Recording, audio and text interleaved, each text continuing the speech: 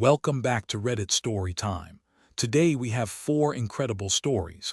Let's dive right in. Story number 1. Grown woman demands a 14-year-old give her free jewelry for her kid. Picture this. A 14-year-old kid is sitting at a farmer's market booth, selling handmade bead jewelry to raise money for their marching band. Each piece takes 150 beads in 30 minutes to make. They sell for $15, and every dollar goes toward band fees that the kid's family genuinely cannot afford out of pocket. A woman walks up with her 5-year-old daughter. The little girl points at a colorful bracelet, holds out a single dollar, and asks if she can buy it. The kid politely explains that the jewelry is $15. Then the mother leans over the table and says, "Come on, she is 5 years old, it is her birthday, can she not just get it for free?" The kid says, "No, sorry, this is a fundraiser for band gear." And this Karen, this grown adult woman, starts fuming. She demands the kid just give the bracelet to her daughter. When the kid refuses again, Karen pulls out the classic line, "It is only $15, you are not losing much. Where's your mother? I bet she will have common sense," as if trying to find an adult who will cave to her nonsense. But this kid has backbone. They look Karen dead in the face and say, "Lady, you are out of luck. Pay the 15 or leave," and Karen left, empty-handed. Because a 14-year-old had more financial sense and self-respect than a grown woman demanding free handmade goods from a child trying to pay for school. And the verdict, pay up, Karen. Story number 2. Limo driver steals a handicapped ramp and meets furious justice. A disabled woman who uses crutches for short distances and a wheelchair for long ones pulls up to her local library on a snowy winter day for her weekly book haul. Parked right in front is a stretch limousine. No handicapped placard. Parked directly in the only handicapped spot. And parked directly on top of the only wheelchair ramp. This means she would have to roll her wheelchair down the street through 8 inches of snow and ice, dodging traffic, risking her life, because this limo driver could not be bothered to walk a few extra feet. She has been hit by cars twice before because of people like this. She knows exactly how dangerous it is to roll a wheelchair through slush and salt, how your hands freeze to the metal rails, how salt gets into the cuts on your palms. So she decides this is a hill she is willing to die on. She wheels through the snow, furious, straight to the limo driver's window. He pretends not to see her, staring intensely at his floor mat.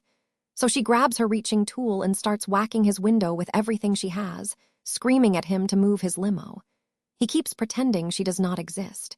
She yells that she is getting his plate number and giving him an expensive ticket for Christmas. The moment she starts walking toward the back of the limo, he throws it into reverse and floors it out of there so fast the front end of the stretch limo swings dangerously close to her.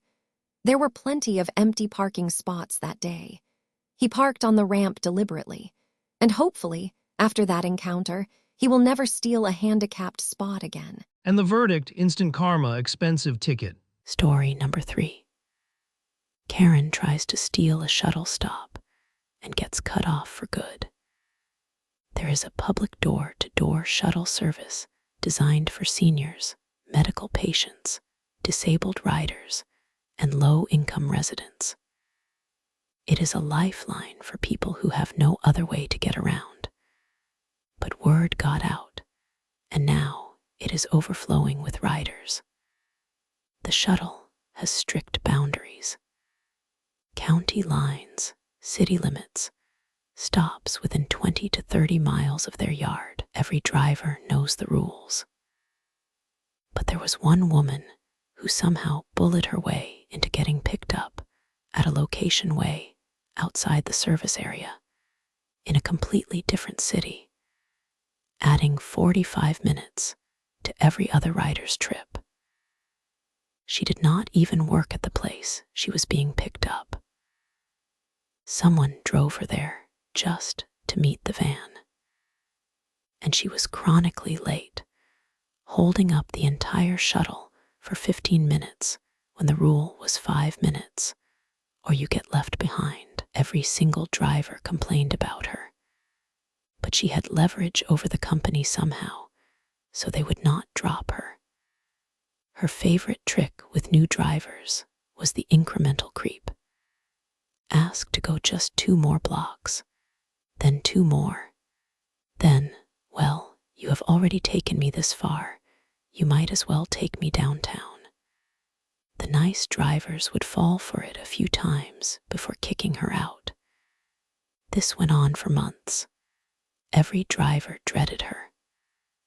Then, finally, she moved out of the country, and the drivers celebrated.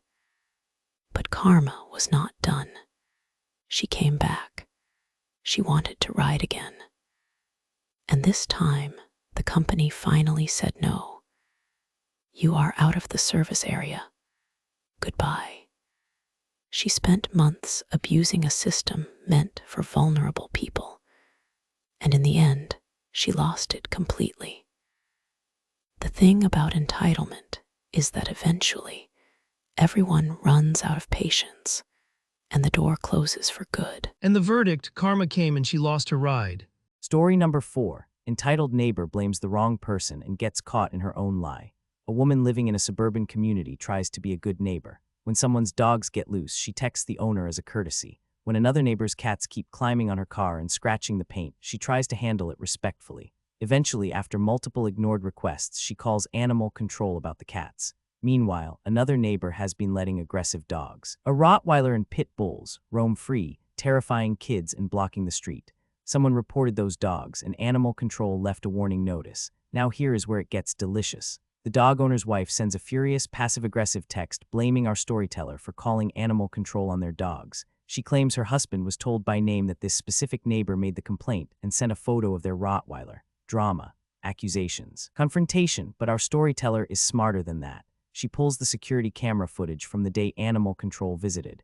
There were only 3 people present: the officer, the dog owner husband, and the cat owner's boyfriend. No crowd, no witnesses, no one else was there. Then she calls animal control directly and asks 2 simple questions. Do you ever reveal the names of callers? And do you have any photos of this family's dogs on file? The answer to both was no. Animal control never gives out caller names, and there were no photos of the dogs at all. The husband had lied to his wife, made up the whole story, fabricated evidence that did not exist, and now the entire neighborhood knows. The lesson here is brutal and beautiful. If you are going to accuse someone of something, make sure your lie cannot be disproven by one phone call and a security camera. Because when entitled people fabricate stories to deflect from their own irresponsibility, they almost always get caught.